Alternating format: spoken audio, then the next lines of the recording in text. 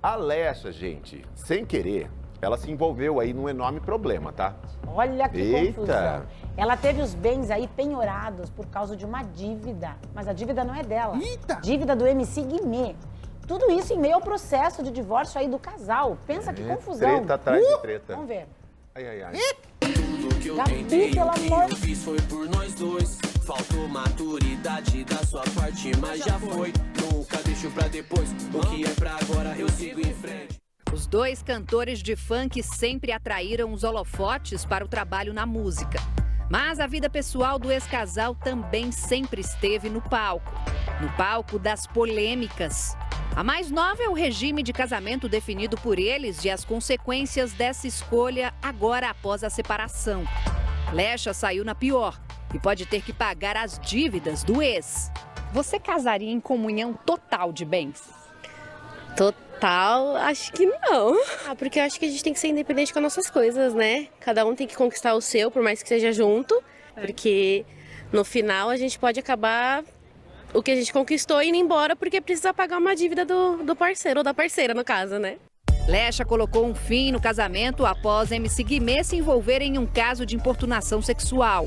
Agora veio à tona que os dois eram casados em um regime de comunhão total de bens, quando todos os bens conquistados antes e depois da união pertencem ao casal.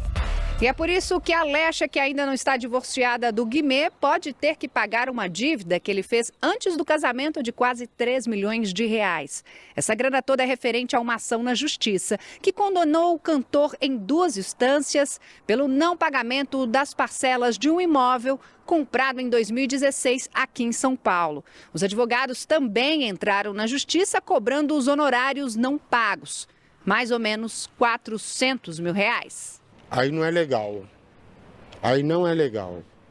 A justiça definiu então que 30% dos rendimentos mensais da Lecha sejam penhorados para pagar a dívida de Guimê. A decisão ainda cabe recurso. No meu caso, eu não aceitaria pagar porque foi antes do casamento, né? Se fosse durante o casamento, depois do casamento. Mas antes eu acho que eu não aceitaria. Guimê teria pedido para a justiça não bloquear os bens da cantora, porque a dívida teria sido feita antes do casamento. Mas será que o pedido dele vai ser atendido? Do mesmo modo com que no regime da comunhão universal, tudo que é do outro também é meu, né? Tudo que o outro ganha, eu também ganho. Tudo que o outro perde, eu também perco. Hoje, o regime mais comum no Brasil é a comunhão parcial de bens, quando os bens são compartilhados somente após o casamento.